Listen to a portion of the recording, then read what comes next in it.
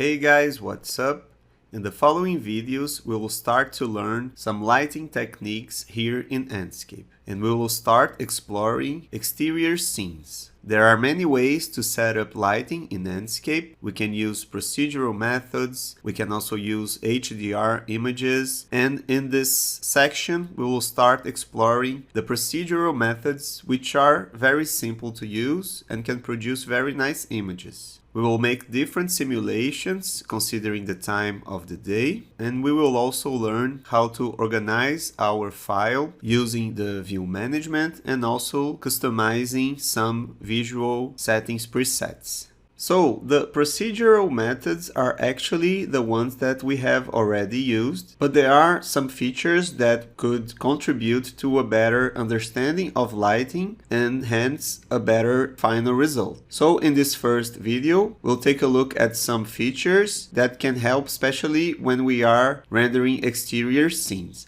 I'm using here this Villa Savoye model that I've downloaded from the 3D warehouse. And first of all, I will start Enscape, so I'll click here. You can notice that I'm here using the default interface and my default tray is back to its original place.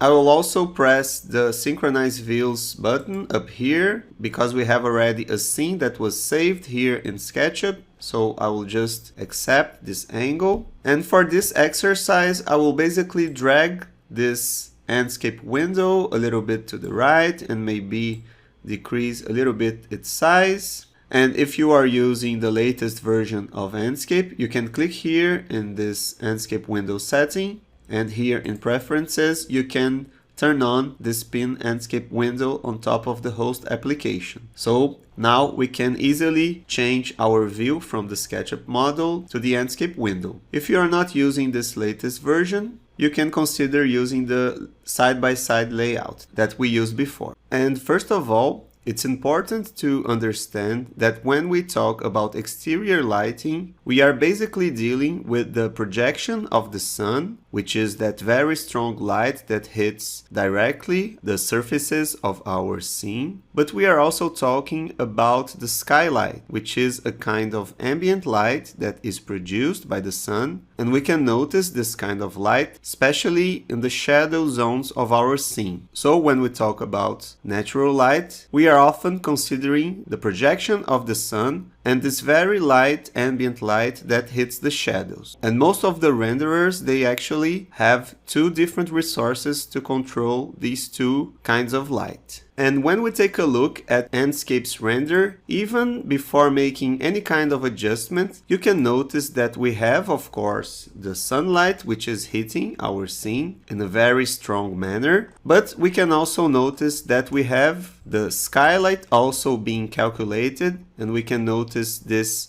by observing the shadows, which are a little bit blue. So the skylight often brings a little bit of the color of the sky to the shadows of the scene. So this procedural method, as you can see, calculates these two kinds of light in a very fast way. And to start enhancing our exterior simulations, I would like to give here some suggestions that can help us to perceive even better how the light system here is working. So first of all, it's very common when we are still working in the initial lighting phase that we use a white material on top of all the materials of our scene. And we usually call this technique material override. So here in Enscape, we can do this procedure in the visual settings. So click here and we can change the style of our image to white. So now, as you can see, our model is all white except for the transparent surfaces. So if we take a look now at our model,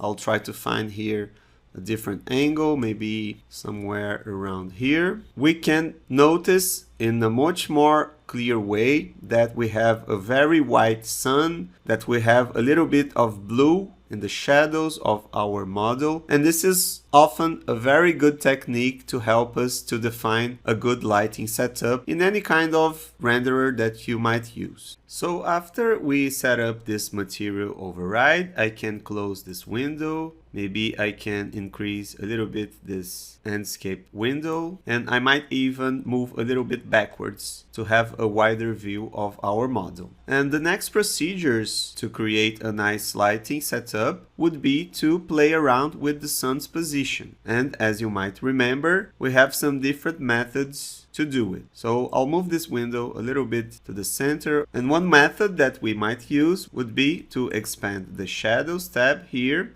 and play around with the sliders of the time and the date. And now that our scene has this material override set up, we can perceive better how the sunlight and the skylight are changing whenever we change the hour and the date. So for example, if I move the slider to the left, which means that we are simulating morning or even an earlier time of the day, the sun gets a little bit yellow and the shadows are now very soft, and we have a very interesting simulation actually. If we move the slider back to the noontime, the sun gets very white again. We have more sharp shadows and they get even darker. And if we continue dragging the slider now to the right, so we are simulating now the afternoon or the evening, we have again a very interesting color for the sunlight. We have the shadows participating a lot here in our scene. We can even notice the color of the skylight hitting the shadows. So we get a very similar simulation to the morning one. So as you can see here in Enscape, basically by changing the time, we can produce different and interesting results for our scene.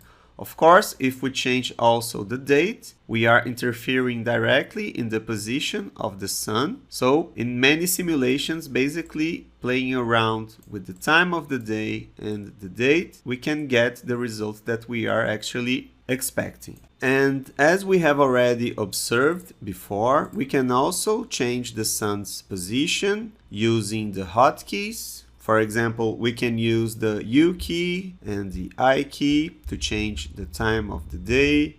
We can also use the Shift U and the Shift I as if we were controlling the date. And we can also explore the Ctrl U combination and the Ctrl I to rotate the sun around our scene. And many times this is a good way to place the sun exactly where we want. However, as I've said before, when we use the hotkeys, we might get some issues considering the view management of Enscape, so we must be careful. And actually, another way of changing the sun's position would be to explore the view management itself. And here we could, for example, create a new view, and we have a very interesting way to control the sun using the azimuth here on the left and the altitude here on the right, but we will take a more careful look at this procedure in future videos. So here I will just cancel, and I'll also close the view management. And aside from making changes in the sun's position, it's always important to remember to configure some visual settings. As you might recall, the visual settings are parameters that interfere in the brightness and exposure. So for example, we can change the exposure of the scene to make it brighter or darker. We can also change the highlights and the shadows so we have more contrast. We can change the saturation and the color temperature. So normally when we think about any kind of lighting setup,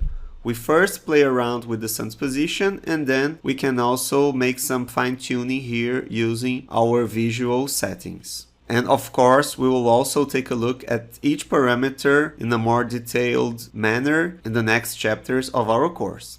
So I'll close this window, and basically after we play around with our scene using the material override, of course it would be important to once again go back to the visual settings and change our style to the none, and then we will actually see if all the changes that we've made to the lighting make sense to our final images. So of course, after we have our normal scene again, we probably will have to make some final adjustments. So in this video, we understood a little bit better the lighting system and also how to use the material override.